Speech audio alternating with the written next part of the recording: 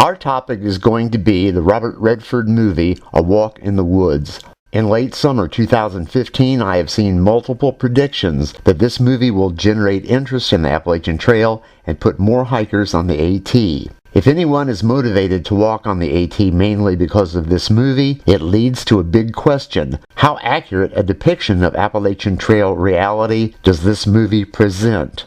Many moviegoers, of course, don't expect films to give a literal depiction of the subject matter. But this film was released at a time when behavior of some AT hikers is under scrutiny in a number of news stories.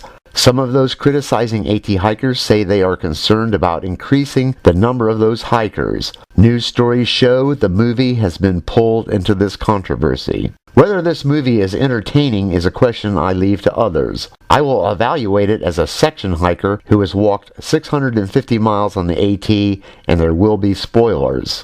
The Appalachian Trail Conservancy's website says hiking the entire AT is a, quote, grueling and demanding endeavor. The trail is a lot of work even for someone in perfect physical shape. I have read the amount of uphill climbing on the AT totals about 500,000 feet. On an average day, an AT hiker can climb about 2,000 feet or more. Some sources tell us climbing like that is 4 times more physically demanding than covering the same distance on level ground. A Walk in the Woods gives passing reference to this difficulty. The movie's 2 hiking protagonists, played by Redford and Nick Nolte, are about 70 years old. In one scene, Redford's character is warned the AT is so rough that many hikers in their 20s fail to complete it.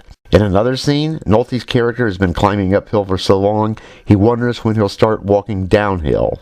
And in yet another scene, the hikers are discouraged when they see a map that shows how far they have gone on the AT. Despite these protests, the movie's aging hikers are depicted as flying down the trail. When they start at the trail's southern end, the word April flashes on the screen. Later, a sign for the Shenandoah National Park is seen. Soon after, the word June appears on the screen. This means we are invited to think that sometime between April 1st and May 31st, the pair walked the roughly 850 miles from the southern terminus to the park's southern border. This would require a speed averaging 14 miles every day. This is a huge difference from the book, A Walk in the Woods. In the book, the 2 hikers are in their 40s. After they travel about 200 miles and enter the Great Smoky Mountains National Park, they decided they were moving too slowly to finish the trail by autumn. If 2 guys about 70 years old can hike on the AT as fast as the grandpas in the movie, they should share their secrets and revolutionize the world of geriatric fitness. In the book, author Bill Bryson made the point that he never forgot, even for a single second, that he was carrying a 40-pound pack. The book was much more specific about the AT's physical challenge, yet it's accepted that the book really did increase the number of AT hikers. Those motivated to hike based on the book at least were given a fairly clear idea of what they were in for. The movie basically sugarcoats that idea. Any other flawed depictions in the movie pale compared to this one. In the book, Bryson and his friend, Stephen Katz, left the trail after entering the Smokies and skipped a large section. They started hiking again at Roanoke, Virginia. This practice of traveling in vehicles to skip parts of the AT is called yellow blazing. I noted with interest the movie rejected yellow blazing. In the movie, Katz wanted to rent a vehicle and drive ahead. Bryson rejected that idea and said he came to the AT to walk. They argue about it briefly in front of an eager car rental guy before Bryson walks off. Katz picks up his pack and follows. This scene, at least, acknowledges the spirit of many AT hikers determined to stay on the AT as they try to walk every inch of it. And that idea is in keeping with the trail's purpose of connecting the human spirit with nature. The movie takes a stab at that also. In one scene, Bryson lectures on the types of rocks they encounter. He also delivers a lecture on the disappearance of the American chestnut tree. I swear I heard him say that 50 years ago, the chestnuts stood tall in the Appalachians. The truth, however, is most mature chestnuts were dead by 1940, 75 years ago. The film version of Bryson shops for his gear at an REI store, and plenty of people do that in reality. The packs carried by the old guys in the movie look just like those carried by many AT hikers.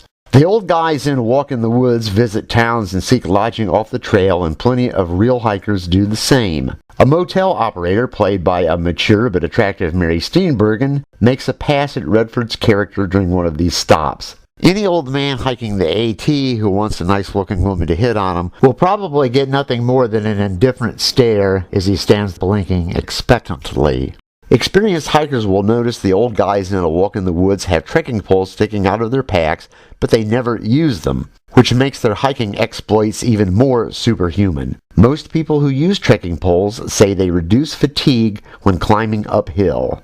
The old guys have an encounter with 2 bears in their camp, and they are nice big fat shiny bears. Bears you might see on the AT, like this one, don't always look so well fed. A larger point is the bears leave after one of them picks up a bag and carts it off. If the bag had food in it, shame on the old guys. AT hikers are advised to hang their food, usually in a tree, to discourage animals.